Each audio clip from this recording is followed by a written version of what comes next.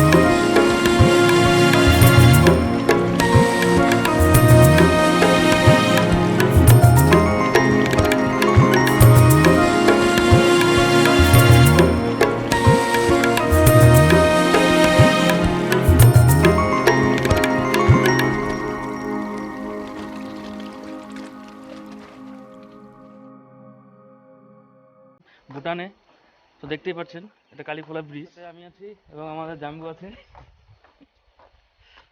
Hi guys। তো guys আপনারা দেখতে পাচ্ছেন এই যে এখানে যেগুলো আছে এগুলো হলো ভুটানের ঐতিহ্যময় জিনিস, মানে বুদ্ধ টেম্পলের পতাকা। তো এখানকার লোকেরা এটাকে খুব মানে, তাই এটা সম্পূর্ণ ব্রিজটার মধ্যে লাগানো আছে। তো আপনারা চাইলে এখানে ঘুরতে আসতে পারেন। এই জায়গাটা হলো ওয়েস্ট বেঙ্গলের আলিপুরদুয়ার জেলার কুমারগ্রাম এলাকার থেকে, কুমারগ্রাম থেকে আসতে হয়, কুমারগ্রাম দিয়ে আসতে হয়। তো এখানে আপনার কুমারগ্রাম থেকে প্রায় এই ধরেন 15 কিলোমিটার হবে। তো 15 কিলোমিটার ভিতরে এই জায়গাটি ভুটানের। তো আমাদের আসার সময় এখানে ভুটানে ভোটার আই কার্ড জমা দিতে হয়েছে। জমা দেওয়ার পরে এখানে তারপরে এন্ট্রি করে তারপরে আমরা এখানে এসেছি। তো এটাই লাস্ট পজিশন, এর বেশি দূরে যেতে দেয় না। তো আপনারা চাইলে এখানে অবশ্যই ঘুরতে আসতে পারেন, খুবই সুন্দর। তো এই পর্যন্তই লাস্ট সীমানা, আসতে দেয় সবাইকে, ইন্ডিয়ার লোকজনকে। তো ওই পাশে ইন্ডিয়ার লোকজনকে আর যেতে দেয় না। তো এই পর্যন্ত আপনারা, এটা হলো পাহাড়, এটা একদম এই পাহাড়ের পাশের পাহাড়টাই এটা। তো বন্ধুরা তোমরা দেখতে পাচ্ছ আমরা নিচে শঙ্কর নদীতে নেমেছি। উপরে ওই যে ব্রিজটা দেখা যাচ্ছে, ওই যে ব্রিজটা দেখা যাচ্ছে, তোমরা দেখতে পাচ্ছ। তো বন্ধুরা আবার ব্রিজ থেকে নিচে নেমে দেখি যে জল, জলের মধ্যে এত ছোট ছোট মাছ, মনে হলো যে মাছগুলোকে আমি একদম সুন্দর করে বয়মের মধ্যে ভরে নিয়ে যাই। মাছগুলো খুবই সুন্দর লাগছিল, সেই জন্য মনে হলো একবার এই নদীটার জল এতই পরিষ্কার যে আমি এখানটা একটু স্নান করে নিই। কারণ এখানটার জলটা দেখে এতটাই পরিষ্কার ছিল যে জল দেখে আমার খুব স্নান করতে ইচ্ছা করেছিল। তো আমার দেখে মনে হলো যে সকালটা নেমে আমি এখন স্নান টান করে তারপরে আমরা এখান থেকে একবারে রওনা হব। তো জায়গাটার জল এতটাই পরিষ্কার, মানে কি বলবো আর তোমাকে বলে বোঝাবো না। এবং জলগুলো খুবই ঠান্ডা ছিল, এত ঠান্ডা ঠান্ডা জল এবং জল কি ঠান্ডা ছিল। মোটামুটি নাকি? পাহাড়ের জল না। বন্ধুরা এখানকার জল এতটাই ঠান্ডা ছিল যে ঠান্ডা জল দেখে এতটা রৌদ্র প্রচণ্ড ঘেমে গিয়েছিলাম। তো আমার মনে হয়েছিল এখানটায় স্নান করে যাওয়াটাই খুব বেস্ট হবে, তাই আমরা এখানে একটু স্নান করার অনেক চেষ্টা করেছিলাম। বন্ধুরা আমি এখানটায় বসে সুন্দরভাবে ভিডিও বানাচ্ছি, তো মানুষ তো ভাববে আমাকে, তোমরা তো দেখে মনে করবে যে একটা পাগলের মতো বসে কি কি দেখাচ্ছে।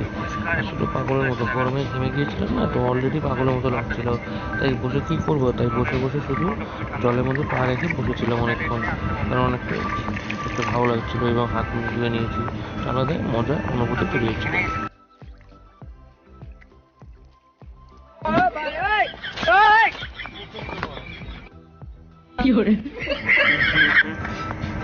নিচ থেকে ব্রিজটাকে অনেকটাই সুন্দর দেখা যায়। প্রচন্ড ঘেমে গেছি এখানে এসে, জায়গাটা খুবই গরম, মানে একদম ভালো লাগছে না। তো আমরা রিটার্ন যাব এখন, রাস্তায় উঠবো হাই রোডে। পিছনে শুধু জঙ্গল আর পাহাড়, জঙ্গল আর পাহাড়ই দেখা যাচ্ছে পিছনে, এছাড়া আর কিচ্ছু নেই। তো বন্ধুরা জায়গাটা যদি অবশ্যই আপনাদের ভালো লেগে থাকে অবশ্যই এখানে ঘুরতে আসবেন। আপনাদের ঘুরে জায়গাটা কেমন।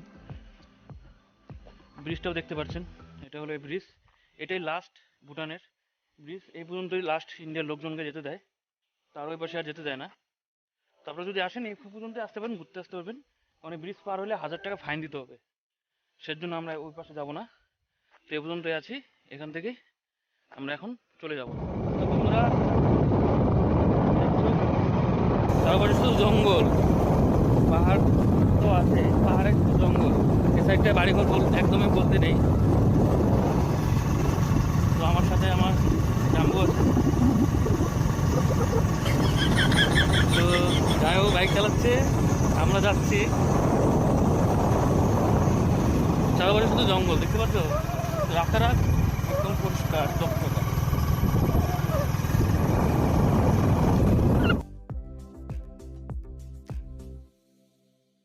আমরা এখনই মাত্র ভুটান থেকে তেল ভরলাম। এখানে 63 টাকা 75 পয়সা লিটার, তো অনেকটাই কম দাম। 100 টাকা তেল লিটারের উপরে তেল পেয়েছি। তো আপনারা এখানে আসলে তেল ভরতে পারেন, কারণ তেলের দামটা খুবই কম।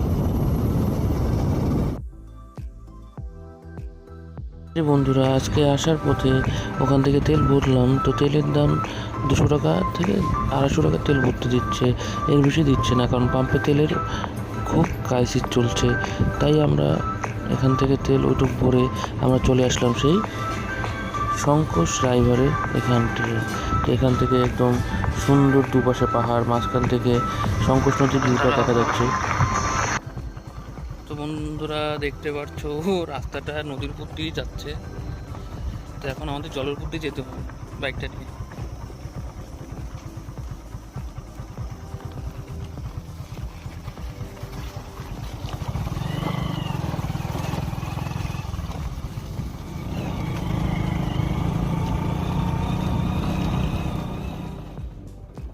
তো বন্ধুরা তোমরা দেখলেই আমি টোটাল পাহাড়ে কত কষ্ট করে উঠলাম। রাস্তাটা খুবই খারাপ, এত খারাপ ছিল এইটুক জায়গা, তো মানে আর কি ভালো লাগছে না। তো সামনে কিছু লোকজন দেখতে পাচ্ছ, এরাও এখানে ঘুরতে এসেছে। তো আমরা প্রায় ফাইনালি পাহাড়ের সাইড দিয়ে যাচ্ছি, একটা আলাদা ফিলিংস, একটা অনুভূতি তৈরি হচ্ছে। তো পাহাড়ের একটা সুন্দর ঠান্ডা আবহাওয়া এবং বাতাস। তো আমরা এখানটায় আসলাম, তো এখানটায় এসে এরপরে আমরা দেখাবো তোমাকে 3 রামধনুর কালারের পাহাড়, যা দেখে তোমরা মানে ভাবতেই পারবে না যে এই সাইডে যে রামধনু কালারের একটা পাহাড় দেখতে পাওয়া যায়। এখানটা আমরা দাঁড়িয়ে আছি, এখান থেকে আমরা ডান সাইড লেফটে চলে গিয়ে সেই পাহাড়টা দেখবো। তো সেই পাহাড়টি হলো এই পাহাড়ে দেখতে পাচ্ছ তোমরা 7 রকমের কালার। তো এটা হলো রামধনু পাহাড় বলা হয়। তো এই পাহাড়টি টোটালি সেই শঙ্কোষ নদীর পাশে অবস্থিত, যেখানে জল খুবই ঠান্ডা এবং বড় বড় পাথর দেখা যায়, তার পাশে রয়েছে সেই পাহাড়গুলো। এবং এখান থেকে আমরা চলে যাচ্ছি সেই মার্কেটে, সেই কালীখোলা মার্কেটে। তোমরা যে সিঙ্গারা এবং চাটনি দেখলে, এইখানকার এটাই নাম করা বিখ্যাত এবং খুবই টেস্টি। তোমরা যে কখনোই এখানে আসো তাহলে অবশ্যই সিঙ্গারা চাটনি থাকবেন। বন্ধুরা সুস্থ থাকবেন, টাটা, দেখা হচ্ছে আবার নেক্সট ভিডিওতে।